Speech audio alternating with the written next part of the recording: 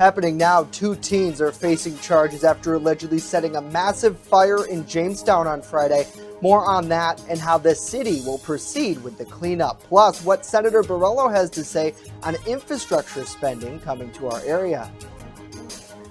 Well, it is going to be the hottest day so far this summer we've seen here, but the humidity backs off later in the week. We'll talk about it next as the news at noon starts right now. Live and on demand, this is WNY News Now. Work to clean up the site of a massive fire that destroyed a former factory in Jamestown is now underway. This after 2 teens are facing arson charges for allegedly setting the blaze. Thank you for joining us for WNY News Now. I'm Justin Gould. Our Julia Gress is live in studio this afternoon with more from Jamestown Police and what's next in that cleanup effort. Julia. Justin, Jamestown Police Captain Robert Samuelson tells us that security camera footage captured 2 juvenile suspects, 14 and 15-year-old girls, entering the former Jamestown Royal factory on Crescent Street Friday evening prior to the fire. We were able to obtain some additional video that from the rear of the building the fire was started, and they were able to observe the 2 juveniles actually enter into the building and then exit soon after the fire started. The juveniles were actually in the building for a very, very short period of time while the fire was burning, and they were able to exit. Through the use of the video, we were able to have some of our officers assist us with identifying the youth through their work at the schools, and also some administrators from the Jamestown Public School System also assisted us. After their arrest, he says the youths were interviewed and released to a parent.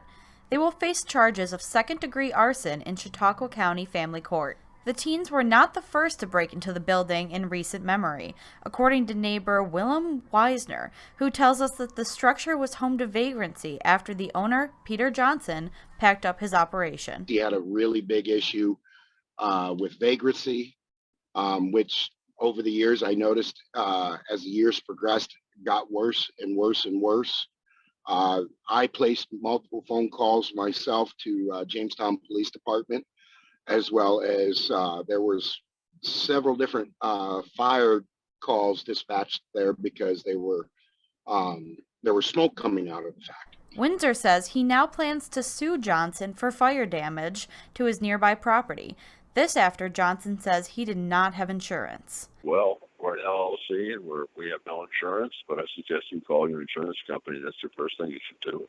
And then let the insurance company sue the LLC. The lack of insurance will likely be a problem for the city too, with Director of Development Crystal Surdick assuring residents that her office will follow all legal requirements and procedures to recoup funds used to clean up the property. Our goal is to try to recover as much of the damages as we possibly can.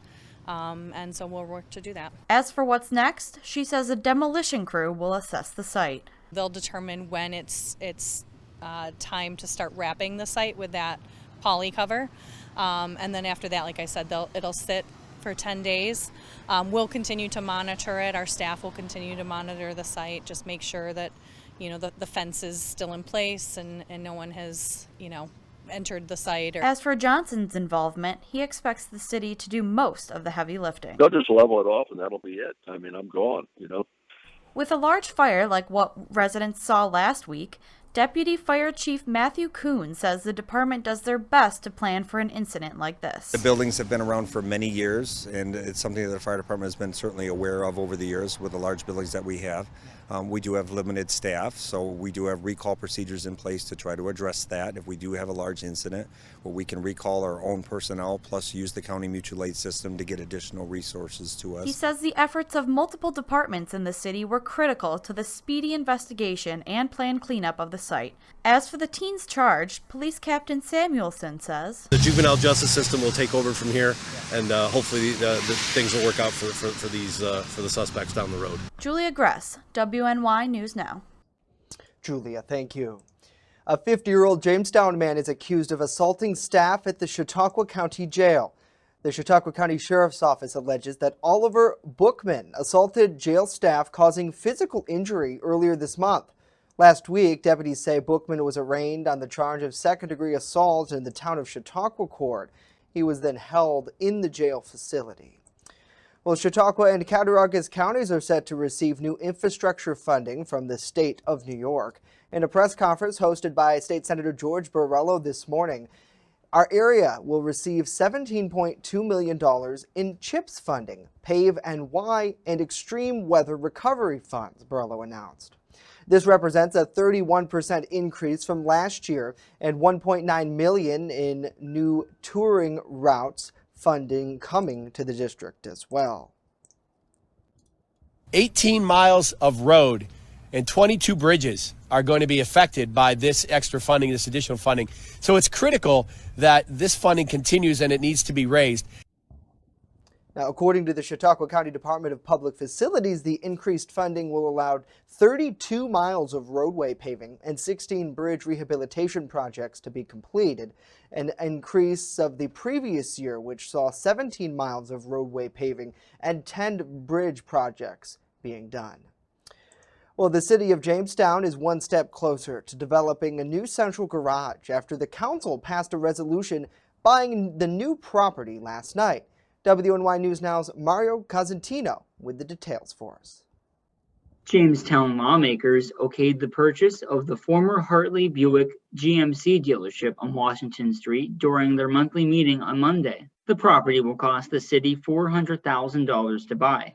Mayor Eddie Sundquist says that this is part of an ongoing project to find more room for the city's maintenance of vehicles. Many of you had the luxury and opportunity to go through our central garage. We are at capacity. We are keeping vehicles on the outside of the garage because we just don't have enough room as it stands right now. The original plan was to build a new building for $4 million on Crescent Street. Even with a $1 million grant from the state going towards the project, costs for a new build like this have risen significantly. In addition to the $400,000 to acquire the buildings, Sundquist says that the project requires $1.7 million in construction costs to modify the current property to accommodate the city's vehicles. If we were to purchase it, it would only require us to do an adaptive reuse to add on to it to handle some of our larger trucks, such as our fire trucks. But it would provide us a substantially lower cost of construction just to add on versus a completely new build on Crescent Street. He estimates that the purchase will save the city $1.9 million. Sundquist also noted that the city will only be purchasing part of the property, with the rest being purchased by a developer. Mario Cosentino, WNY News Now. Mario, thank you. Also approved by the council was new fire reporting software for the city's fire department. That software costs $154,000 and will increase efficiency in the department's reporting, who currently does most of it by hand. Well, starting Thursday, solid waste customers with the Jamestown Board of Public Utilities will need to solely use their new garbage cans. The BPU says all of these cans, minus some smaller ones, requested by residents, have now been distributed across the area. Garbage that is not placed inside of the new cans will be collected with a $25 fee, a $5 per additional bag charge as well. Starting January 1, bagged garbage outside of the bins won't be collected at all. Earlier this year, the utility company announced the new garbage can rollout. Jamestown residents will be seeing a long-awaited program now take effect. The new containers are made specifically to fit BPU trucks, with an automatic tipper doing most of the heavy lifting. If a customer has an unusual amount of garbage that does not fit into the BPU-issued container in a specific week, they're asked to contact the garbage hotline at 716-661-1651 to make special arrangements. Well, we thank you for joining us for WNY News Now as we get a check of some local news headlines this half hour. Let us know what you think about these stories and more in the comments down below, or simply send us a wave emoji. We love to hear from you nevertheless. Good to see Charlie, great to see Pam, Butch, John, Wendy, and Joanna as well. Hopefully you all are having a great day and enjoying the heat, if that's something you like. Chief Forecaster Dakota Hunter joining us now live with more on that. Good afternoon to you, Mr. Hunter, and it is a hot one out there today. Yes, it is. This is going to be the hottest day we've seen so far this summer. And to think, we're not even in July yet. So, yeah. But live look over Salamanca, 81 degrees right now. But there's that icky dew point at 70. And that's going to be a driving factor in our weather pattern today. The humidity, as we've talked about, is not going anywhere for at least today or tomorrow, but we will see at least it starting to ascend as we go into the later part of the week. Neria showing up on the radar imagery, but we do have a cold front that is just to our west over the upper Great Lakes, and as this moves through overnight and into tomorrow, this will bring us a chance for more widespread showers and storms tomorrow, but that's going to be the sole factor that will at least bring some of the humidity down. 86 was the high yesterday, not a record. That was 97. Well, the record for today is 97, set back in 1933. The record for yesterday, I believe, was 94, so we didn't hit that. 44 is the record low, and we started the day at 69, so it was another muggy and mild start to the day, and yeah, it's not going anywhere. I just had to put it in the graphic. It's darn right hot and humid. There is no way to describe this weather. Scattered afternoon showers and storms pop up through the afternoon. Some sun may peek out. This is going to be the bigger problem. The heat indices, or the feels like temperature, when you combine the humidity, between 90 to 98 degrees. There actually now is a heat advisory in place until about 8 o'clock tonight. Actual air temps, 81 at the immediate lake to 92 well inland away from that lake breeze. Now tomorrow, showers and storms more widespread than refreshing air comes our way for the weekend. We'll talk about it with that 7-day later in the show. Justin. All right, Dakota. Yeah, you're definitely going to need the AC, or at least somewhere cool to be today. Thank you. Well, Delta health experts say this new variant of COVID-19 spreads more easily and could be more dangerous too. Britt Conway with whether you'll see an outbreak in your community, and it may depend on where you live. This problem is not going away. Everyone should recognize this pandemic's not over. The virus hasn't gone. In fact, it's still mutating. The Delta variant that ravaged India has now been identified in more than 85 countries, including the U.S., which is why world leaders are working together to ramp up global vaccine distribution. As long as the virus is replicating somewhere, it's likely to be mutating. So we have to get ahead of this. But right now, less than 11% of people around the world are fully vaccinated. Here in the U.S., more than 46% of people have been fully vaccinated. But Alabama, Arkansas, Louisiana, Mississippi, and Wyoming are among the states with the lowest vaccination rates. And those are going to be the more vulnerable parts of this country. It's going to be hyper-regionalized, where there are certain pockets of the country where you can have very dense outbreaks. In other words, fewer vaccinations could mean more outbreaks. At this church camp, the Crossing Camp, in rural Illinois, 85 people who were there earlier this month, most of them teens, tested positive for COVID-19. The State Department of Public Health says everyone there was eligible to be vaccinated, but they were aware of only a handful of campers and staff receiving the vaccine. The way out of this crisis is through vaccinations. Either you get vaccinated and you're exposed, so you're protected, or you don't get vaccinated and you're exposed and you get COVID and you take your chances. I'm Britt Conway reporting. Britt, thank you. One health expert is calling for a more grassroots, bottom-up campaign to get people vaccinated by empowering local leaders and doctors to reach out to their own communities. Well, an annual booster of the COVID-19 vaccine might not be necessary, according to one new study. The new study indicates some COVID vaccines should offer long-term protection longer than the protection offered by flu vaccines, which do need a booster every year. Researchers at the Washington University in St. Louis found people who got 2 doses of Pfizer's coronavirus vaccine produced a type of immune cell called B cell, which should, in theory, keep pumping out protection for years, making follow-up vaccines unnecessary for the time being. Experts are now looking at people who recovered from an infection and then got vaccinated. It's possible that groups could have an even shorter and broader immune response. The study was published yesterday in the medical journal Nature. Well, coming up, Dakota joins us again with a full look at our weather forecast and how hot it will get this week. But first, an inmate at the county jail back in custody following an attempted escape. What we know just moments away.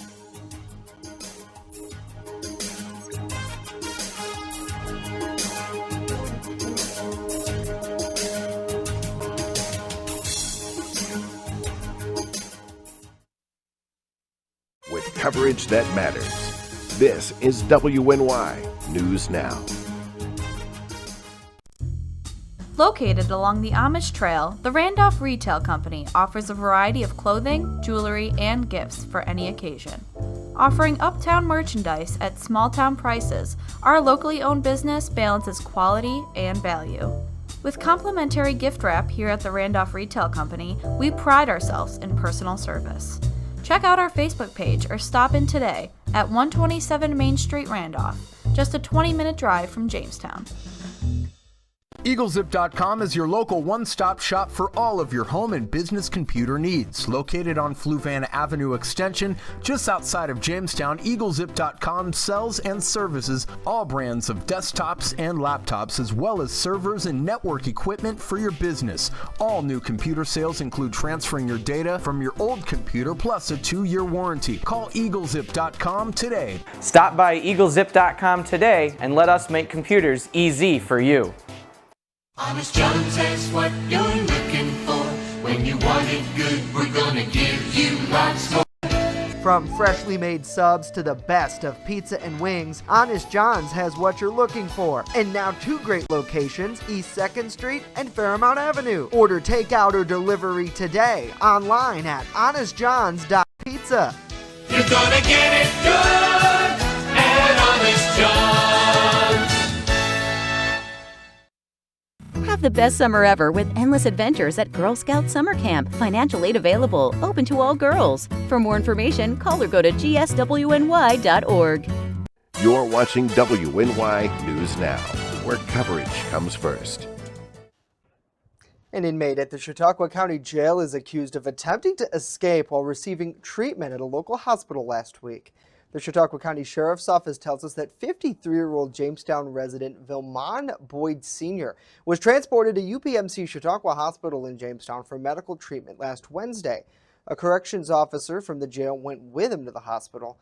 While at the medical center, it's alleged that Boyd became aggravated and attempted to get away from that CO by running out of the room and into the hallway.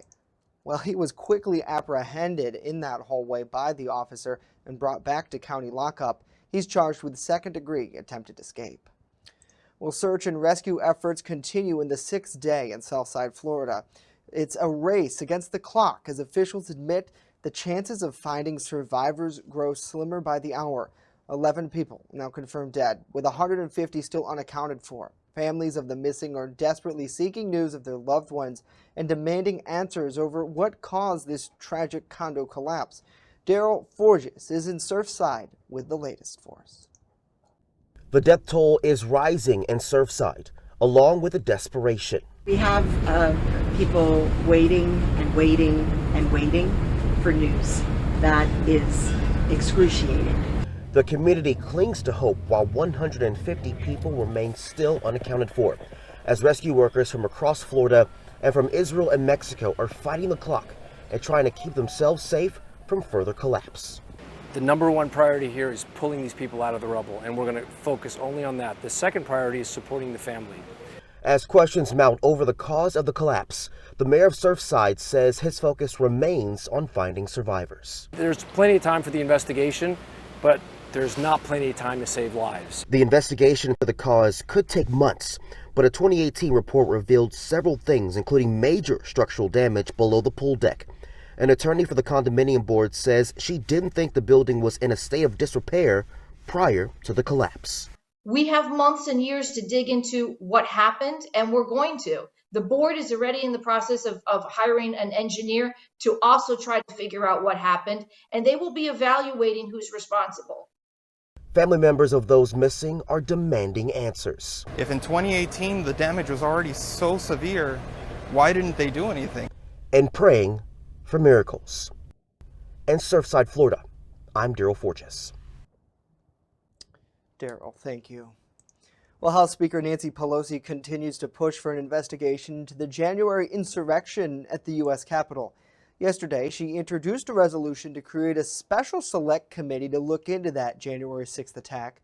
The committee would be made of 13 members, 5 from the minority, 8 from the majority party. A senior Democratic aide says Pelosi is considering adding a Republican among her 8 appointees. the group would have subpoena power. The resolution is scheduled for a vote by the full House tomorrow. We'll say cheese. Today is National Camera Day, after all. Take some time out of the business of life to capture some of our beautiful moments. You can use a regular camera or even your smartphone, good enough today. Take a family photo or a selfie. You could also visit a photography exhibit, look through some magazines with a strong emphasis on photojournalism, such as National Geographic, or an old issue of Life magazine, or check out some famous photos using an internet image search. You can post your photos on social media using the hashtag National Camera Day, and don't forget to share them with us. We certainly would love to see your smiling faces. Everybody loves the cameras, and everybody loves to take selfies too. It looks like Dakota's taking part. Here, I'll pose with you, Mr. Hunter. There you go. National Camera Day. Yeah, yeah. There it is. Put that up right after the weather forecast. Cameras are important, really important to our job too. Without them, I don't know what we'd do. Honestly, it'd be us sitting here telling you stuff, right? Well, it'd be like the days of silent films. You just have to read our lips and figure out what we're talking about. Right. Yeah. Especially when they cut my mic off when I say something that they don't want to hear. Yeah. And a lot of people today maybe don't want to hear what you have to say, but it's important nevertheless, because one thing about Western New York I think is incredible. We got the snow, we got the nice calm spring-like weather, and now we're really into that heavy heat. And yesterday and today it seems like we're getting into the thick of things. Yes, let's take a look at the peak heat indices from yesterday. These were the peak feels like temperatures from yesterday. 94 in Olean and Randolph, 92 Clymer, 90 in Delavan, up there in Cattaraugus County, 90 in Fredonia, and also at the Jamestown Airport, 90 degrees yesterday. We should do better today. Better, relatively speaking. We should go a little bit higher than these numbers than we did yesterday. Now, there is a heat advisory in place for Chautauqua County. This goes until 8 o'clock this afternoon, or tonight, actually. And the heat advisory is issued for the chance for excessively high heat indices, likely mid to upper 90s. And the best chance for that's going to be right near the Lake Erie shoreline, where the hottest temperatures will likely be today. And you'll see on FutureScan here, these are the forecast feels like temperatures through the afternoon. So you'll see 97 around Dunkirk, 93 in Clymer, 92 here in town, 91 in Randolph, 95 in Erie should be the peak heat index there. So it is a downright soupy tropical air mass we have sitting over us. So you know how to stay cool. Drink a lot of water, stay in air-conditioned rooms. Again, it's typical heat stuff. You know how to do this. But the good news is the heat breaks later in the week here, 86 and 80 for the next couple of days, and then we go back down into the 70s as we head to the later part of the week into the weekend, and the humidity comes down along with that as well. Few puffy clouds downtown from the top of the Doubletree, 84, southwest wind to 17. Look at this dew point, 71. That is tropical humidity, and the heat index is 89. So that's what it feels like when you step outside. So it's not so much the heat, it's the humidity that we're dealing with. And also with the heat and the humidity, we'll feel some showers and storms this afternoon. There is a low-end marginal risk, level 1 out of 5, that at least a couple of those storms this afternoon could be at least on the stronger side with some strong gusty winds. We'll keep our eyes on that. Here's why it's been so warm. Big dome of high pressure sitting to our south, surging in all this warm, moist tropical air. But there is a cold front back across the upper Great Lakes that'll be moving through. That will usher in the storms tomorrow and bring in cooler air. The heat continues across the Pacific Northwest. Big dome of high pressure, same thing that we have going on over here. Big dome of high pressure just pumping in continuous surges of heat and humidity. And just speaking of Seattle alone, 3 consecutive days where their high temperature was over 100 degrees. This is historic heat here.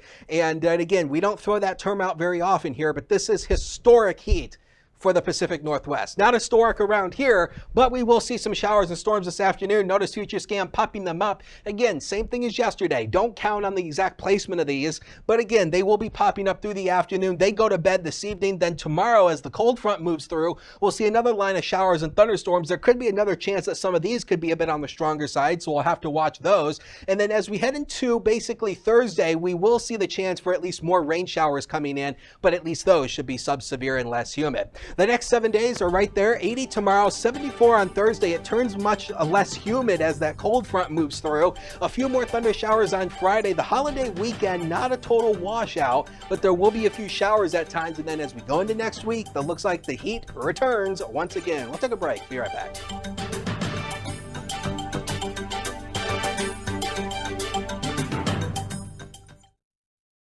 With coverage that matters, this is WNY News Now. Honorary Forest Ranger Betty White here, lending a hand to my dear friend Smokey Bear, because for years he's only said, only you can prevent wildfires. But there's a lot more to say. Like, if you park your car on tall, dry grass, the hot exhaust pipe can start a wildfire. So keep the animals safe, especially the cute shirtless one. Go to SmokeyBear.com to learn more about wildfire prevention. I'm a survivor. I'm a survivor. I'm a survivor. Testicular cancer is the leading form of cancer in men aged 15 to 35. 1 in 250 men will be diagnosed with testicular cancer. But 98% will survive if detected early. As a survivor, I believe early detection is the key.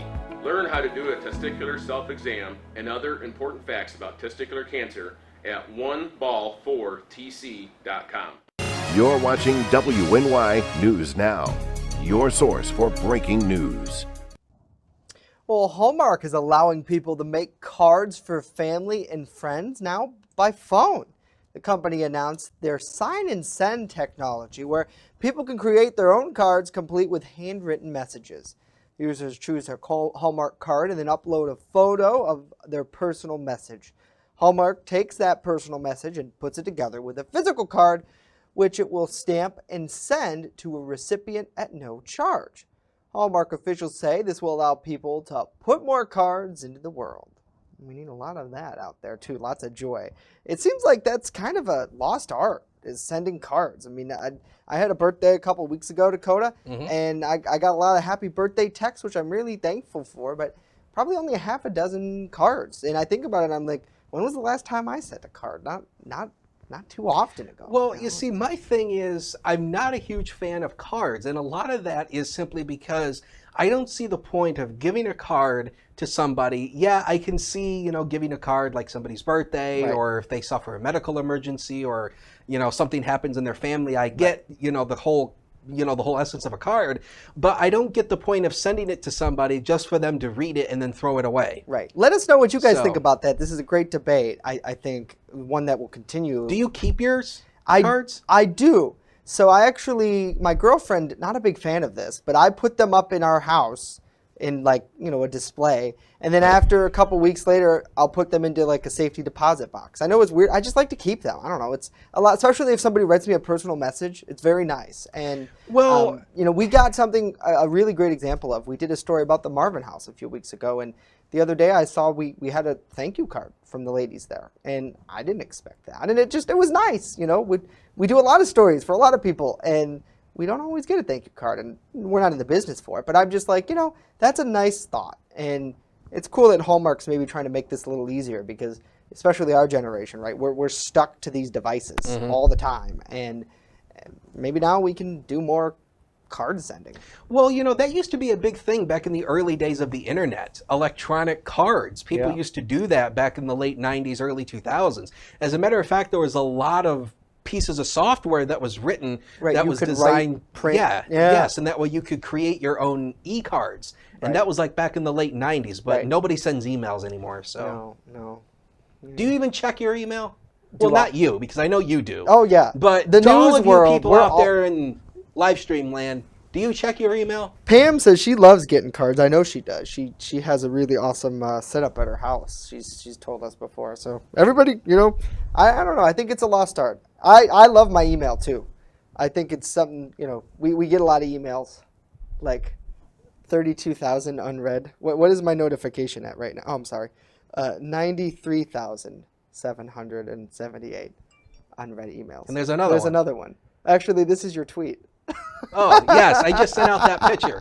Hunters WX, Hunters WX on Twitter. The picture's up there now. So the forecast for tonight, 65 to 73, another mild night. So it's going to be another windows open, AC on kind of night. So sorry, uncomfortable for sleeping, Justin. It's definitely going to be hot, so you're going to want to stay tuned. It's getting hot in here, so take That- off all your clothes. That's it for us today. News continues 24/7 at WNYNewsNow.com. We're back tomorrow. Hope to see you then.